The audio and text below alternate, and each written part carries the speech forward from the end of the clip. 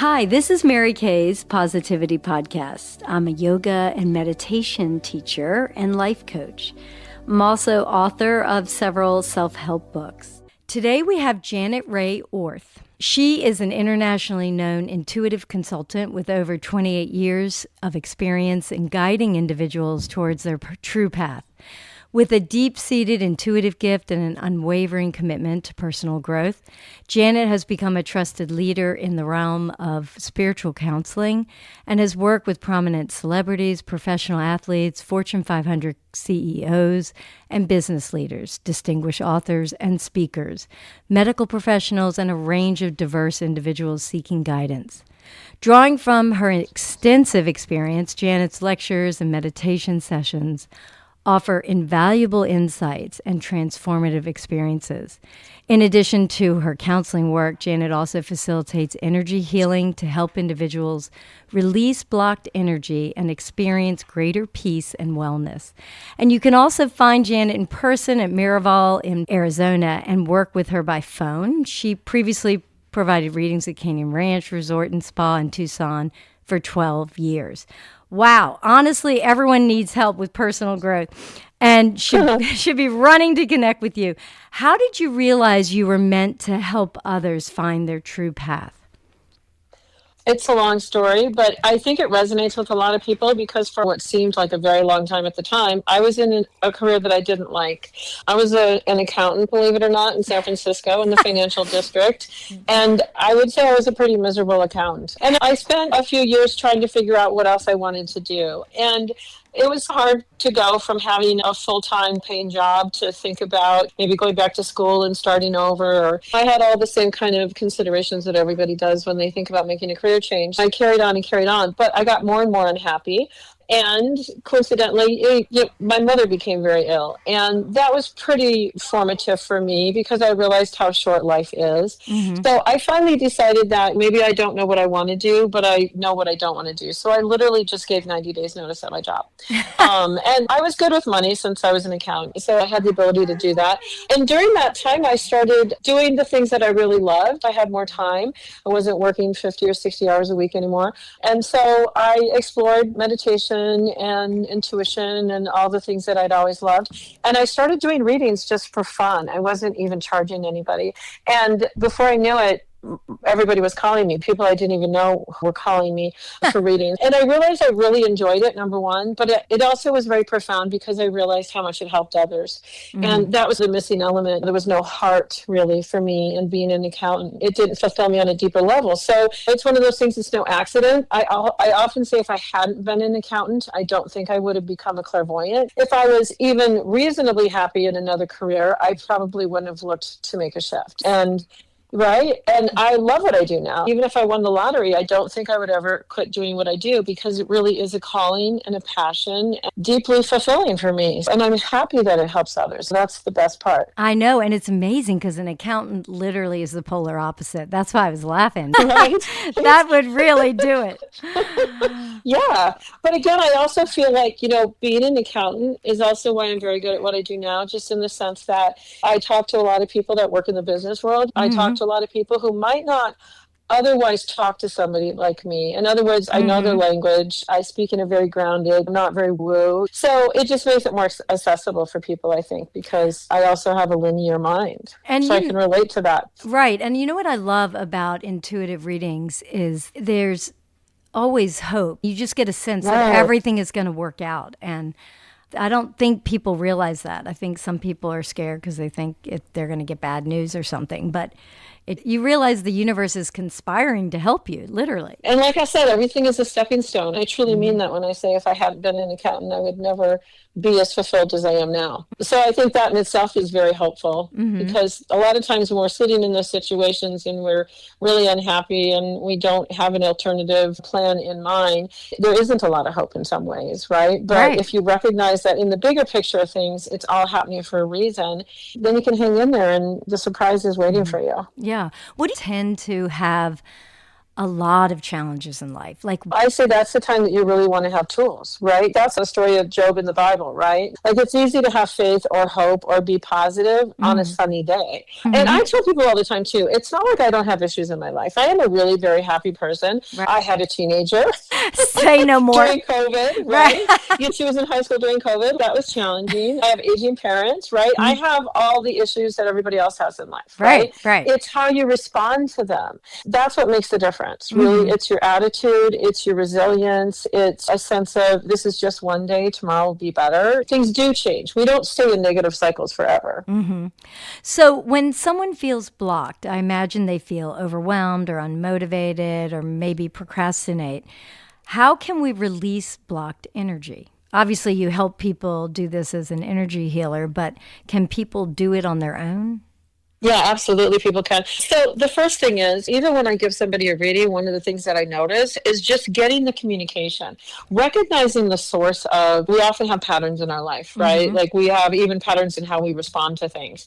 And so recognizing where those patterns come from, being more conscious of that in itself starts to free the energy, because a lot of times we're just operating on a pattern. We don't even know what it is. We're just like a horse on a trail that they already know, repeating the same actions. Communication and clarity and understanding the dynamic is really the first step. But I truly teach people tools, grounding, really thinking of the emotion. For example, if you're feeling like, I can't do this, I can't do this, I can't do this, I want to apply for a job, but I'm not going to get it. Let's start with that. You want to apply for a job. Instantly, I'm not going to get it. I'm not good enough. I probably don't have enough experience. We all have these tapes that come up. Literally, I teach people to identify those feelings, name it, like anxiety, fear, etc., and then release it down your grounding cord, which is a meditation tool that I teach. It's really helpful to just be clear about what you feel that's blocking you, breathe through it, and let it go. And that's the first step to change, is just becoming aware of your thought process. Totally. Yeah. Totally.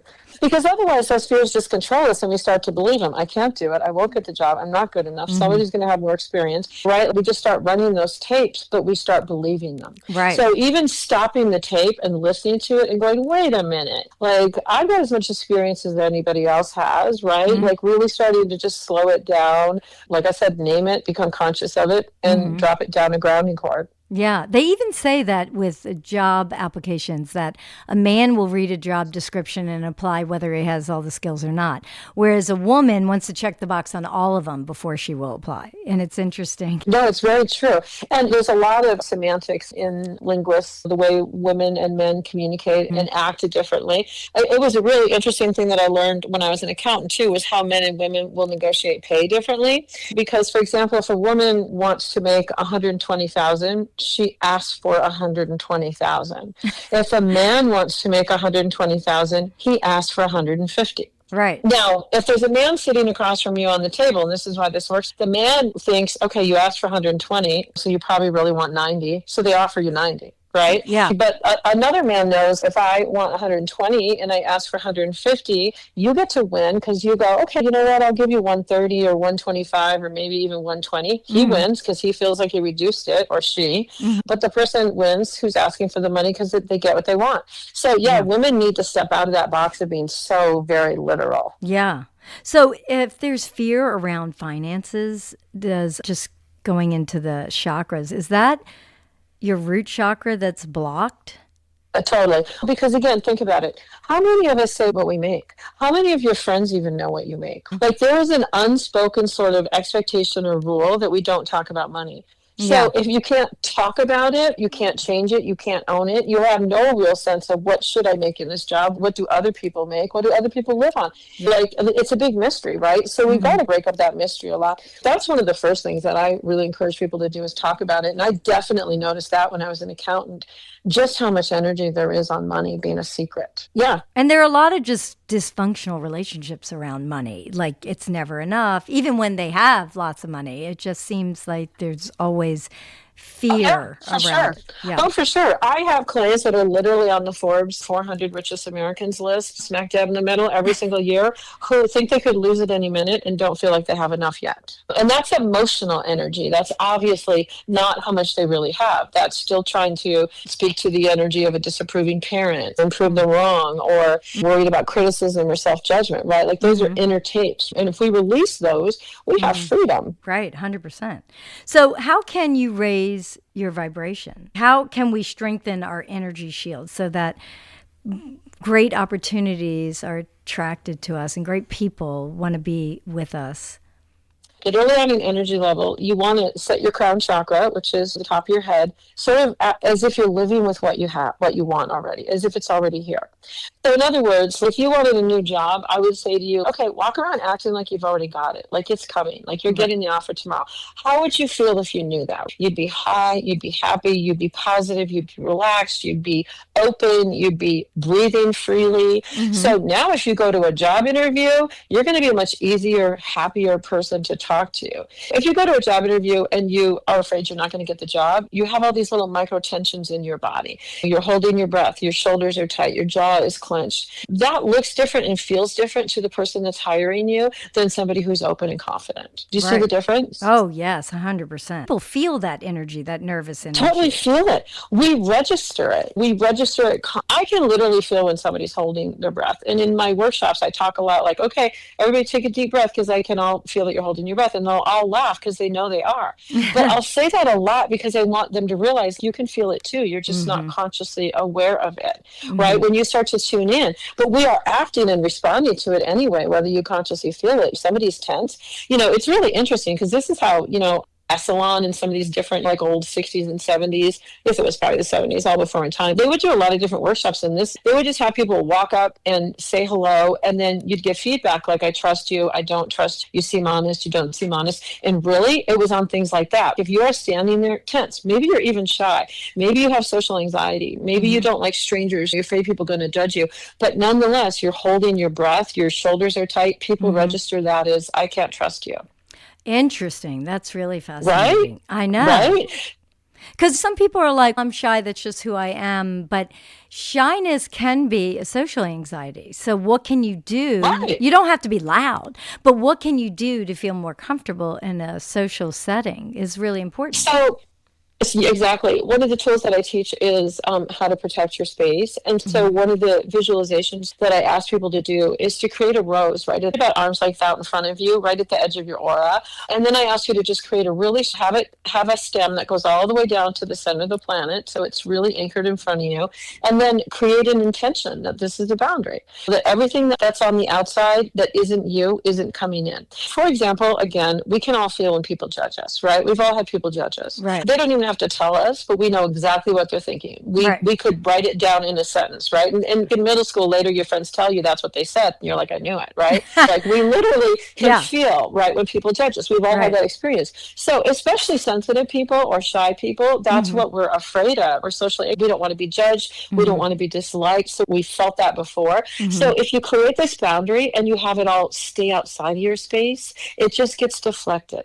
It either goes down the stem of the rose to the center of the planet and it gets recycled, or it bounces back to wherever it came from like a beach ball. It doesn't come into your space. So you literally won't even feel it. And I know this seems really simple, but I've been teaching this since the 90s, and I get emails from people daily that say, Janet, I took your class, and the next line is always, and it changed my life. Literally using this simple tool and creating this intention to keep other people's energy, expectations, judgments. You don't even have to know what it is, but just keep it outside of your space. It really works. It's like having a wall around your house, right? The gate might be unlocked, but they don't usually walk in. Yeah. I remember having this negative neighbor. She just was like always looking for someone in the neighborhood doing something wrong. I was like, it must be exhausting being you. So I would just say a prayer for her every night. Right. And I visualized hugging her. And within a week, she came over and she was like, oh, how do you like your new car? She never talked to me for 8 months. And then she had something nice to say. It was really interesting. But you know what? That totally makes sense to me because literally on an energy level, she felt that hug. That's the opposite of somebody sending you judgment. Remember how I just said somebody can judge you? They don't have to tell you what they think. We can feel it, right? We know it. We feel they don't like me. They think I'm this, that, and the other. And we're right. You sent her a hug. She felt that in the same way. She felt your warmth. She felt your acceptance of her. And again, she might just have a tremendous amount of social anxiety, and that's why she's so negative with everybody. She goes on the offense instead of feeling defensive. But she felt your hug. hug, right? That's how telepathy, that's how energy works. Right. Yeah, I looked up her background, and she grew up in West Germany. So she probably, that explains everything, right? Yeah, Totally paranoid too. Right. And they used to rat on their name. I mean, so That's what I mean. So she would be totally paranoid and trust no one. Yeah. It was interesting. So what if you have a micromanager boss or a negative coach and you're not able to leave?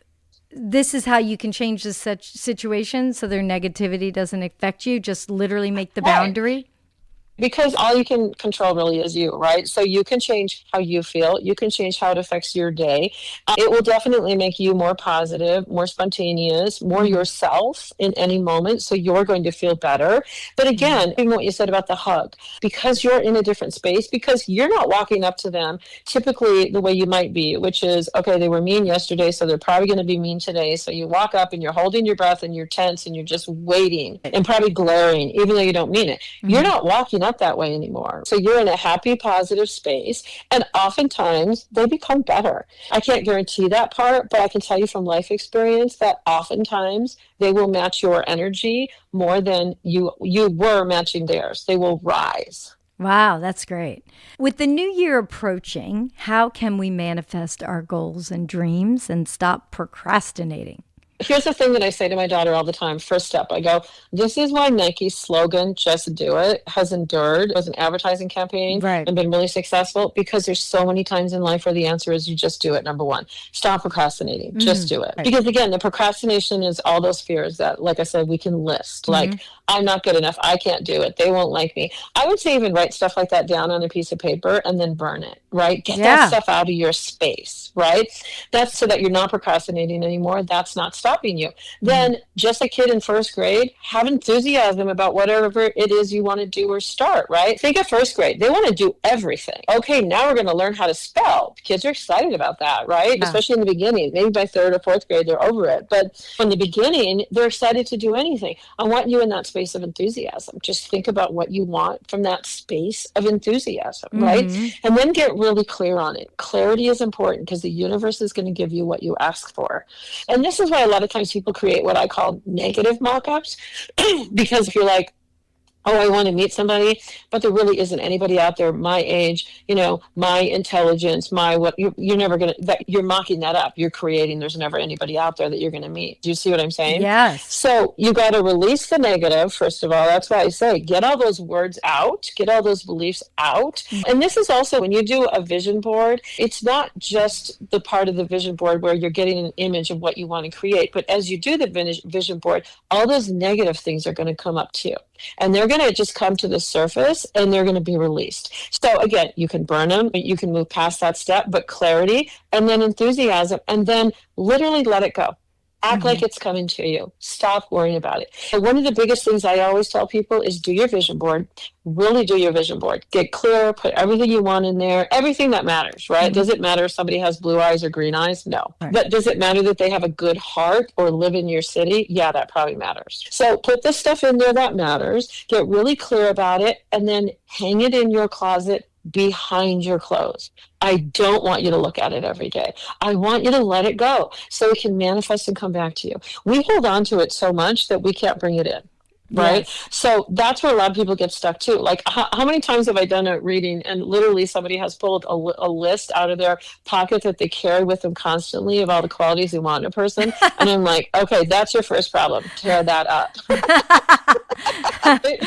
You're holding it in the expectation rather than it's coming to me now. Yeah. You see the difference? Oh, wow. No, there was a girl that I had talked to about manifesting this man that she wanted, and she literally wrote every single characteristic, and I said, even write the name, and she wrote James. And then later on she met this great guy who she's getting married to, and she said, Mary Kay had everything but the name. And then I go, that's okay, you can't have it all. And then the next month she goes, you won't believe this, his name was Tripp, and she goes, his first name is James. Trip is a Oh, nickname. wow. Awesome. That's what I'm saying. The universe will bring you what you put out there.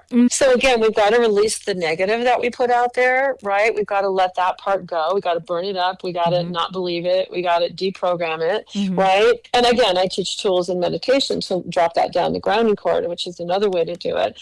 But anything that you do to just make that stuff conscious and let it go and then get clear. But also, like I said, a lot of people put their vision board, it's hanging right above their desk. I'm like, again, no, you got to let it go. You don't want to think about it every day. Mark the time you put it up there. If it's the end of the year, great. Take out your vision board at the end of the year. You're going to be shocked at how much you got on the vision board. Like, I'll give you an example. One time when I made a vision board, I put on there this crystal vase, this beautiful crystal vase. And it wasn't so much that I literally wanted the crystal vase. The crystal vase was an image of an energy I wanted to bring into my life, of abundance or beauty. And first of all, I got the abundance and the beauty. But second, somebody literally gave me that crystal vase for my birthday.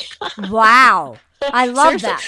Right? And that's my point. You will get, but you got to let it go. So bring it out in a year and you're going to be like, wow, everything. I love the story of how your daughter manifested a puppy. Can you share that? That was a really fun story. We've got an older dog, and the older dog is the alpha. And then we've got our golden retriever who has never been alone a day in her life. She really needs her alpha, and her alpha's, aging out. So we've been concerned about that. So my daughter, was throwing out the idea of a new puppy, but you, of course, know who takes care of dogs in the house, right? So mom had a little resistance to a new puppy. My daughter's throwing it out there, and because my daughter's personality type, she's a Virgo, she did a lot of research. I didn't want another German Shepherd. That's the dog that was aging out. I wasn't sure about that, but we did need the alpha qualities, right? So my daughter did a lot of research. She came up with 2 breeds she felt would be perfect. One was a border collie, and one was, which I really didn't know the qualities of either one of these dogs. So my daughter read them to me, and they did sound perfect, right? They're warm and affectionate, but they got enough alpha and etc. to take care of our golden and all these things. But I still didn't want to take care of a dog, so we had to negotiate that. But I also told my daughter, we got our German Shepherd from a breeder, and no regrets. Loved it, but that's expensive. Didn't really want to do it that way again. So I told my daughter, I said, if you want very specific breeds, it's highly unlikely we're going to go to a shelter and find that animal. Right. So then my daughter, so we were having this conversation over dinner. Again, this is the negative and the resistance and the blocks getting worked out, right?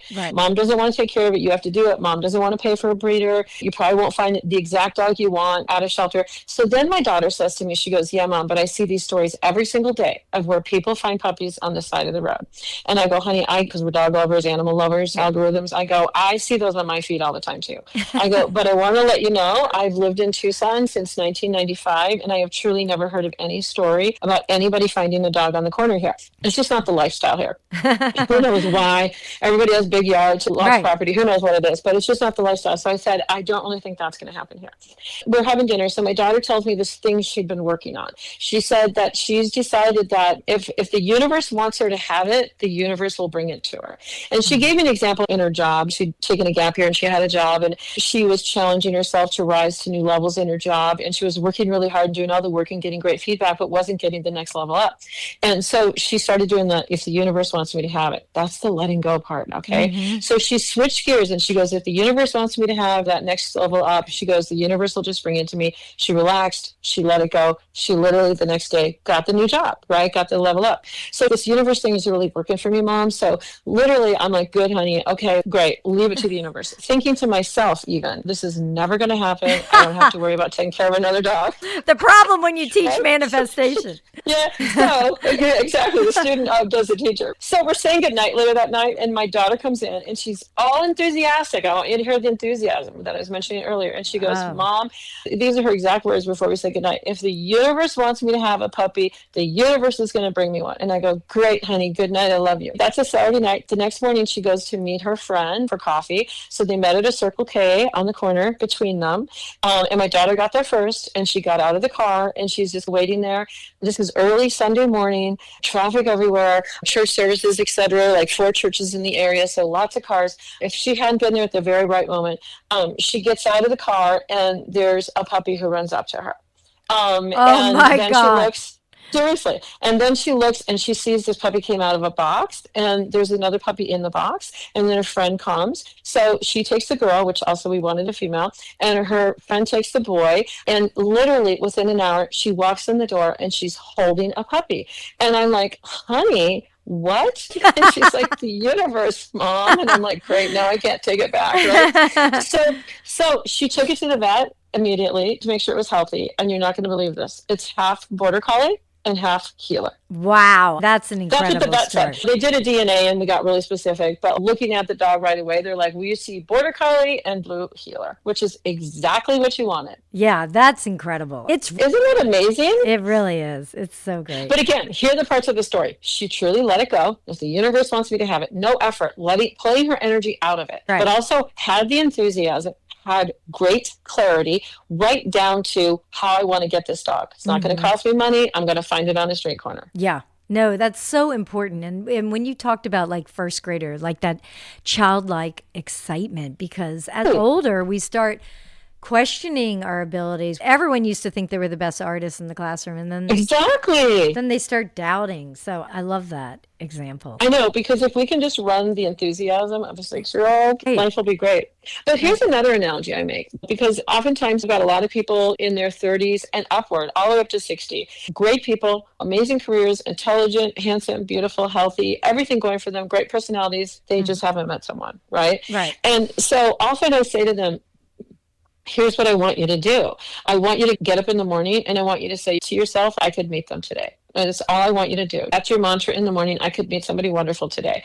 Because I want you to think about when you step on a college campus, right? Right. Why do people make lifelong friends? Why do they meet partners? Because when we step on a college campus, we are so excited. We talk to everybody and we talk to them like they're a potential friend or a potential person we're going to date. So we're open, we're receptive, we're warm. I don't care if we're in line. I don't care if we're in the bathroom. I don't care if we're on the green. We talk to people with an open heart. Now, not to say that we don't talk to some jerks and move on too, right? But we talk to the next person with an open heart. Then we leave college and we talk to everybody like they're a future serial killer. We don't make eye contact. We don't talk to them in line. You see what I'm saying? Yes. If we do talk to them, again, we're holding our breath. We're like, why are you talking to me? What do you want? Are you a crazy person? So if we can just open ourselves up, that's half of it right there. Right. And also when they're older, I feel like the girls hover in a group and the boys will hover in a group and there's not as much mixing. But again, that's defensiveness, right? That's because we're afraid. Right. We're afraid of who those others are, right? Instead of open and receptive. Literally, when my daughter started college, within the first week, these are her exact words. She goes, Mom, it's so easy to meet somebody in college. All you have to do is say, can you watch my backpack? That's how she made her first friend. They have lunch together every single day now. That's hilarious. She sounds like a character. I have one daughter who's shy, and I'll say to her, treat everyone like they're already your best friend.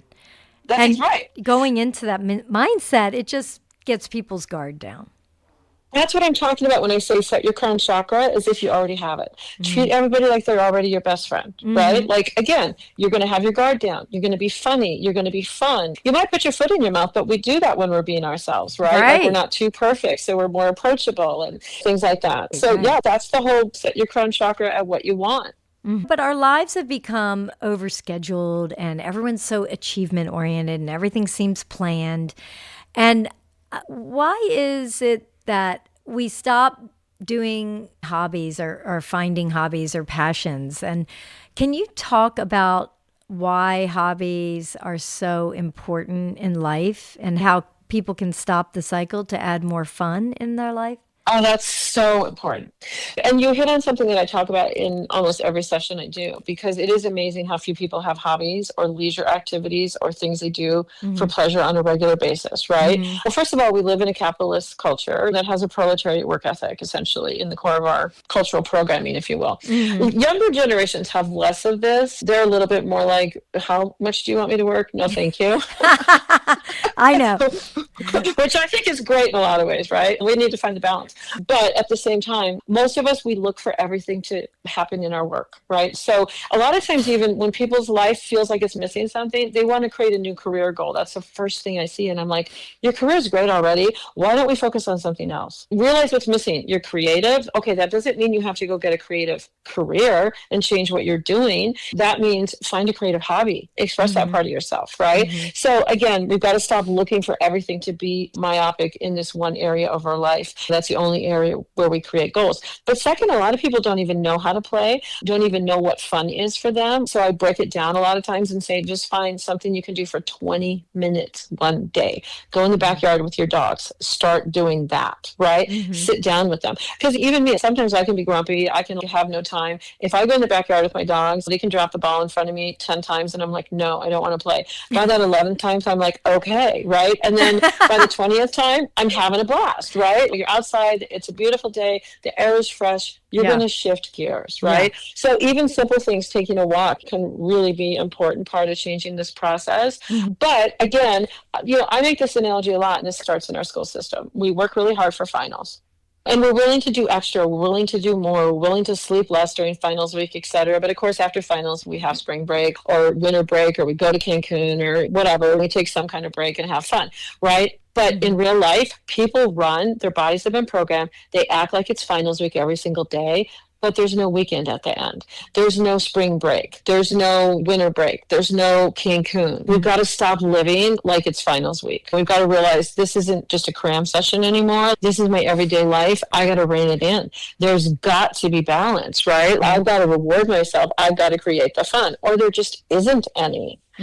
Even though it was really sad that my mom got sick when I was young, I'm also in a lot of ways very grateful, because it really taught me very early not to live life. You've got time. You've got to enjoy it now, right? It's great advice. And even if it means turning on the radio and dancing when you wake up. That's what I'm saying. Little things, like just watching the birds outside, watching the animals. When I'm at Miraval, I pick people up in the lobby, and then we typically walk through a courtyard outside and then to another building where I have my office.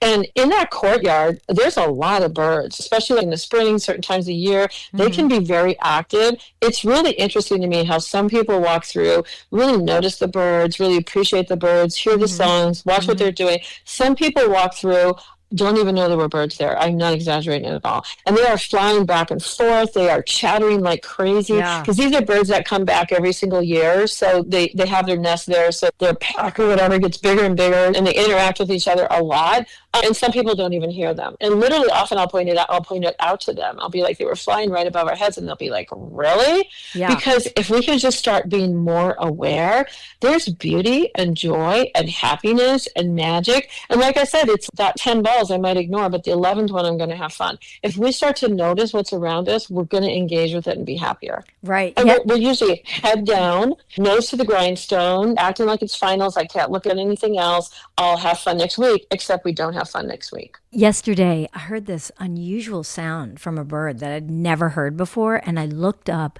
and 2 bald eagles were circling above. It was insane, and they were chasing each other, and thank God I didn't have my phone, because I was like, oh my God, I got to record this. No one will believe it. And then I have to experience it. It's amazing. Right. Isn't that amazing? Because again, you could have missed that. And one of the times when I pointed out to somebody that when we walked through that there were birds, they were doing a similar thing. They weren't bald eagles, but they were dancing and interacting in flight with each other right above our heads. And this person didn't even notice it. If you want to connect with a loved one who's passed away, how can you communicate? Meditation? Is it dreams? Or is there some specific ritual you can do? Often this is one thing that I say, especially like, it doesn't really matter, but it's very profound if you really recently lost somebody.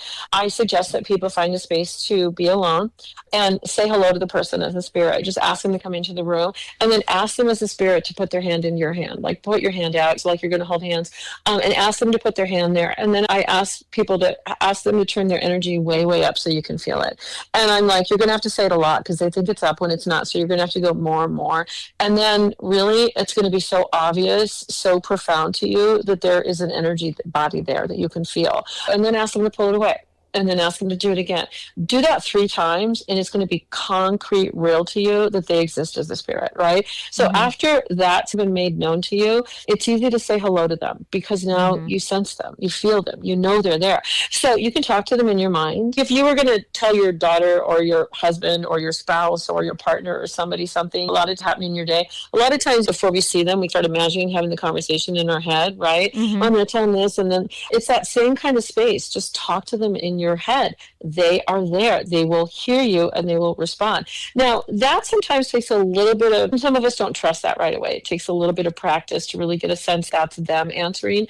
So sometimes we look for signs, right? You can ask them to send you a sign. Often they'll pick something that has meaning to both of you. Like, for example, my daughter and I, when she was little, we used to always look for pennies heads up. It was just a fun thing we would do if we were in a parking lot, because we felt like if we found a penny heads up, it was going to be a really good day, good luck, etc. So it was just fun. Because that's a thing that we have a lot of energy and experience and memory in, that might be something, a sign that we would send each other. Things that you share in common, right? If you really liked butterflies or birds or a certain kind of bird or whatever, you might start seeing them if you've asked for that sign. If you hadn't been seeing red cardinals and now suddenly you see them everywhere, that's that person, especially if red cardinals had meaning to them, right? Right. You can ask for signs. You can ask sometimes just before you go to bed to have them show up in your dream. That's really profound when that happens, because it's so crystal clear that you saw them again, right? And people who have those kind of dreams wake up and know that was not an ordinary dream. It has a different quality. It feels different. You talk to them. Your heart is just at peace. So you can ask for that. Things like that. There's a lot of different ways you can do it. But those are the things I start with, is asking for signs or asking for them to put their energy in your hand or show up in a dream. Any of those. So does it have any meaning if you see a ladybug, or really if it's connected to that person? Typically, people show up in a way that will have meaning to us. But again, if there's not a lot of history, just look for something that's unusual. If you suddenly start seeing ladybugs a lot and you didn't normally notice them, so that ladybug is trying to get your attention. Like, it's a message, it's a sign, it's trying to tell you something. And ladybugs are definitely very joyful. There's a lot of cultural significance in past cultures to ladybugs. They're a sign of joy and abundance and resilience and all kinds of different things. Whenever you see a specific animal, you can definitely look up the meaning, because historically there probably is a lot there. Yeah, because my house is being invaded by ladybugs. Oh, that's so interesting. I wrote one of my articles on my blog. I've touched on the history of ladybugs, so you might look that one up. Yeah. When we had to put my horse down, and this is why I'm saying it's really very interesting to look up, because when we had to put my horse down, we knew we were doing it one morning about 10 o'clock. And so I was out at the barn really early that morning and spending some time with my horse. And I took him out to the pasture to graze on a little grass. And immediately I saw two coyotes like flank him. They made their presence known. They dashed by, one on each side of him. And you don't normally see coyotes in daylight like this, right? They're dusk or very early morning or out at night. So that was interesting, because again, it was out of the norm. So I immediately looked on my phone to do some research, and the spiritually are considered harbingers, or they bring you to the afterworld. And that gave me so much comfort that they were there to take him to the other side. It was just amazing. It was just amazing. You just pay attention and you'll see things. They're there. They're always there. We just don't always see them. When my roommate passed away from ovarian cancer, that week, my dog had to go to the bathroom at like 3 a.m, and I brought her out, which was also unusual. And I brought her out, and there was an owl sitting on my deck, just talking wildly to me, very close. Right. And there you go. Yeah, see? Yeah. There was no doubt. Right. No doubt. No doubt. Yeah. No doubt. Because it's so out of the ordinary, it's a message. And they weren't afraid of the dog or me. That's exactly. Yeah. In past interviews, you've also talked about fabrics and bed linens. Why does it matter what you wear and sleep on? It matters a lot. There's actually a lot of science in this. Starting in the 80s, when we started wearing tennis shoes, rubber shoes, in other words, not just for sport, but for just walking around constantly. From that time on, the rates of inflammation, chronic inflammation, anxiety, things like this, but especially chronic inflammation, just really went up a lot in our culture. Almost everybody has chronic inflammation now. We never talked about that in the 80s or earlier, ever, because we need to touch the ground. We need to literally de-energize our space. And we know that rubber, that's why we put electrical wires in rubber. Like, it doesn't release the charge. So our bodies can't release. We have to be in natural fabrics. We have to have our feet on the ground. So if we never have our feet on the earth, I know we used to run around barefoot. Nobody does that anymore either. I think half my childhood, I was barefoot every summer. I went into stores barefoot. Would you ever do that now? You know what I mean? But that was healthier. It's amazing how many young people are getting sick now. It's shocking to me how much, I notice this even in all the readings that I do, that younger and younger people, very young people, are getting cancer a lot now. now, right? Right. Again, kids aren't running outside. They're not barefoot. They're not in touch with nature. They don't sit on rocks. They don't lay on grass. They don't take in vitamin D. This is all so important because it helps the body release energy. And then again, we wear synthetic fabrics that just don't think of fire retardant, right? Like they hold things in, the fire can't get through, but your energy can't release either, right? You can't let go of that charge. Like think of static electricity, right? Like our energy bodies, when we pick things up, we've got to release it or it causes inflammation, which eventually leads to disease. So it's very important to have as many natural products in your home, fabrics on your body, especially sleeping. Hopefully we sleep for 8 hours. That's a lot of time, right? Those grounding sheets, they really make a huge difference. But again, natural fabrics are important. They breathe, but they help us release that energy. And what we eat, what we drink, all of this is just so critical. Even our houses, a lot of them not getting fresh air in. They're sealed so well now that they don't breathe, which is actually not a healthy thing at all. Like in my family, I'm from northern Minnesota, people live a really long time in our family. In northern Minnesota, very close, far up north, my grandmother all winter long always had windows cracked open in the house, right? All winter long, right? And then they live forever. Okay, I don't think that's an accident. No, I totally agree. And I changed so I have cotton bras and I made sure my sheets are linen. And some people might say, oh, it's scratchy, but cotton, linen, I agree. I think we need to take the plastic yoga pants off and put on linen pants. They look better anyway. It's not every hour of every day. Sure, if you wear them for an hour for yoga, it's not going to kill you. But again, you've got to get out in nature. You've got to have the other products. You literally just in the backyard is good enough. Put your feet on the grass. Put your feet on the earth. Let the sun touch your skin without sunscreen on. It's really interesting to me how a vitamin D deficiency is indicated in so many different kinds of diseases. And it's so important. The earth was made this way to provide us health and being, and we got to let it in. Right. And my dad has been sick in bed all the time, and I'm just like, sit on the deck and get sunshine.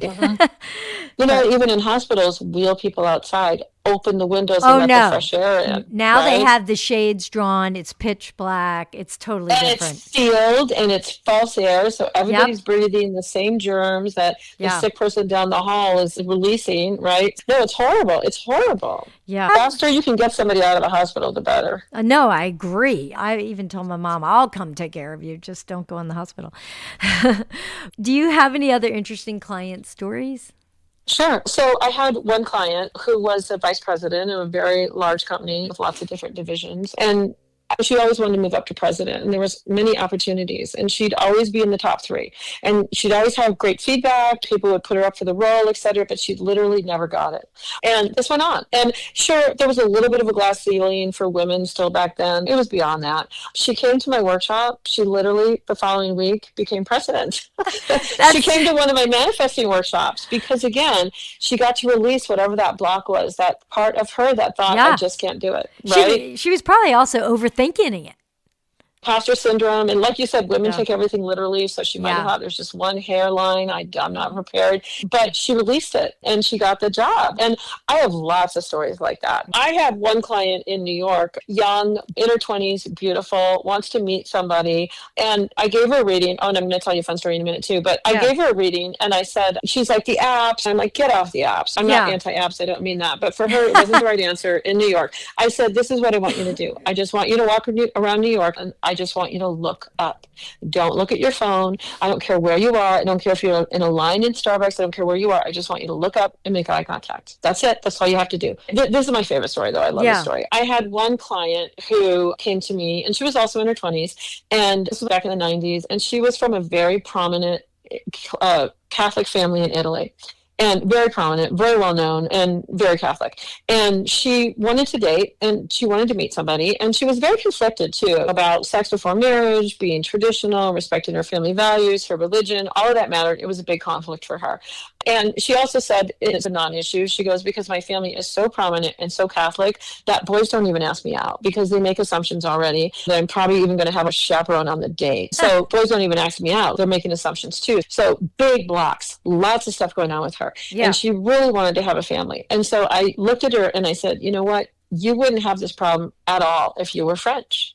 you would have a whole different set of social expectations, family expectations, sexual, religious. All of this is creating such a block for you. I go, I just want you to pretend for 1 year that you are French. And she literally goes, I know exactly what you mean. I have French cousins. Okay. Oh, So wow. That's great. so I'm like, good, that's your homework. Just pretend you're French. You won't have any guilt. Remember what I said about the job interviews, right? So even Right. if she did go on a date, can you imagine all that guilt? Should I have sex? Should I Right. kiss? I'm like, you won't have any guilt. Just pretend you're French. So she went to visit her French cousins. They went to the Mediterranean in France. She met a boy on the beach. They got married. They have a baby. I am welcome at her house. They have some villa on the lake in Italy. The servants have my name. I can go for the rest of my life because she's so grateful it worked, right? That's She just awesome. got out of all the programming. It freed Right. her up, Right. right?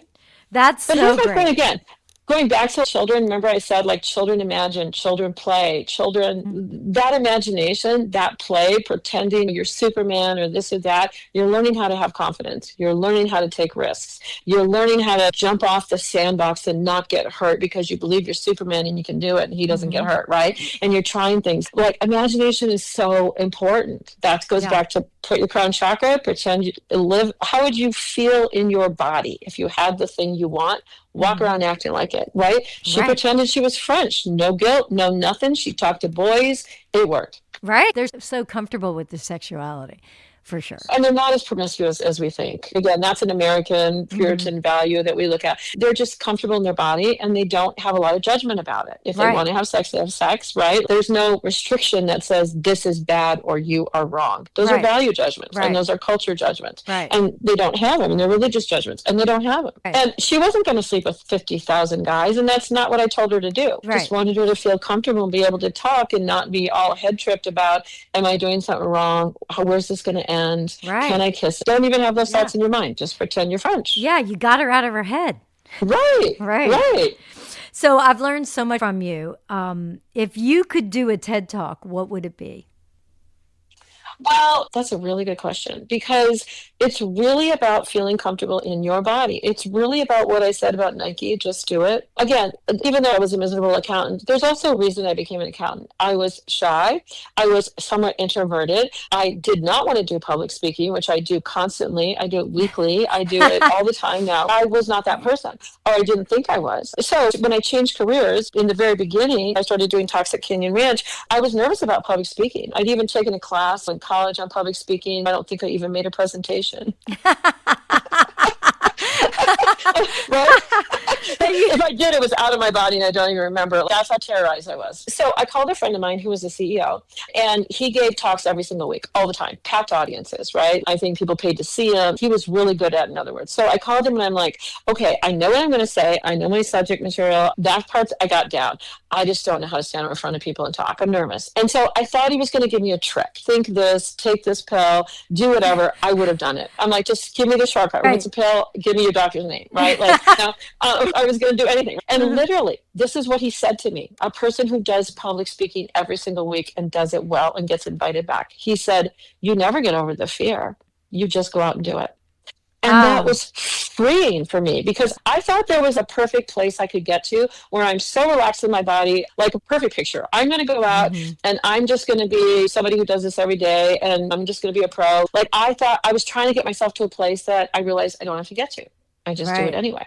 If he's nervous, I can be nervous. It made it okay. So now I'm fine. I'm fine. It freed me like you cannot believe to just go out. I know my subject. I know my thing. I do it. I talk. It's done. I don't try to get myself into a place where I'm not nervous anymore. That was an expectation that I didn't need to fulfill. Does that make sense? Right. Yes. That was great advice. So again, it's So just simple. do it. Yeah. Simple. Just do it. Do you think, okay, Elon Musk tried to shoot off a rocket this week. I think they even didn't shoot it off, right? Do you know how many times he just does it? Let's go with the expectation that's going to be perfect, right? Yeah, We're just going to do it, see what happens. Doesn't work, we'll do it right next time, right? Right. That's what you got to do, right? Right. And the first speech I ever had to do was a sales meeting, and I was so nervous about it.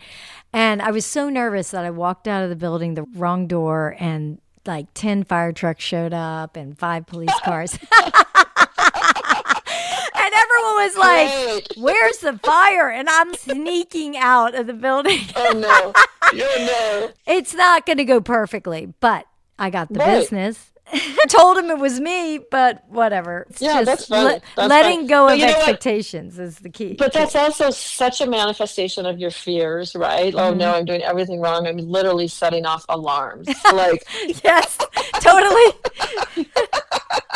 but you got it anyway, right? That's the perfect, just do it. It was great. How can our audience get in touch with you if they want to learn more or do your workshops? You do manifestation workshops, everything. Yeah, I do them all over the country. I do an immersion once a year. It's usually the first weekend at Miraval. I do it, my immersion on manifesting, but I do various different workshops on manifesting, one-day workshops. I've got one on spirit to spirit communication coming up. That's super fun. Talking to animals, talking to departed loved ones, developing intuition. So you can find out about all of that and also how to reach me on my website, janetrayorth.com. Everything is there. You can contact me for a phone reading, classes by phone, or sign up for my workshops, or sign up for my newsletter, because I write a lot of fun articles about intuition and spirit to spirit communication and different things, or follow me on Instagram at rayorth.com. Thank you so much for joining us today. I have learned so much. I really appreciate your time.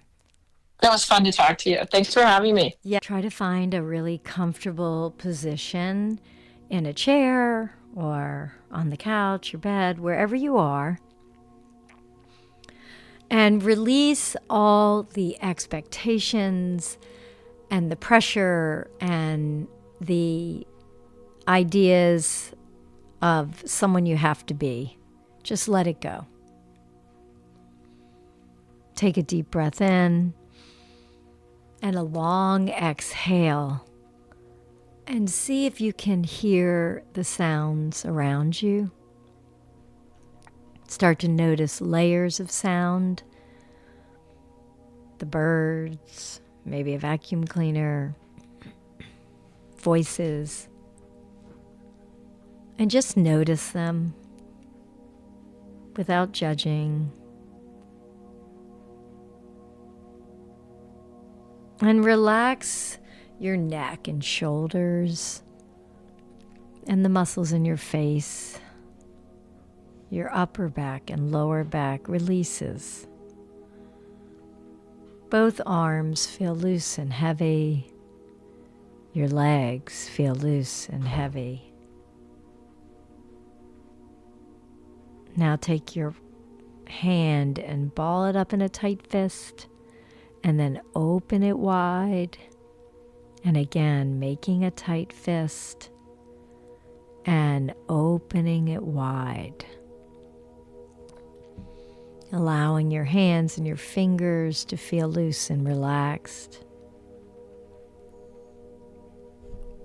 Inhaling, consciously releasing the breath, remembering to breathe,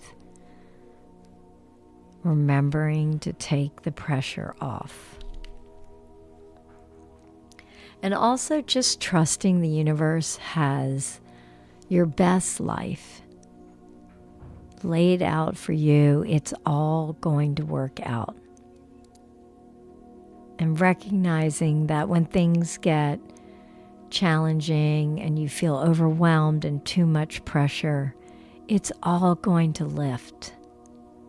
It's all a test just to see how resilient you are. So see if you can bring that childlike wonder back into your life. Laugh more. Dance more. Try to release that serious, achievement-oriented, high-pressure mentality. It's great to get stuff done, but try to bring a sense of play to all that you do in work, in life, socially. When you're cooking, play music and dance. When you wake up, forget the phone, play your favorite songs, or go outside and listen to nature. Inhale all that beautiful energy all around you. Exhale and release any toxic energy. And then just visualize a boundary around your body, protecting yourself from any negative energy, negative people, so that they just bounce right off of you. They can no longer affect you. You are a remarkable, bright light in this world. Everything will work out. Thanks for joining us today. Namaste.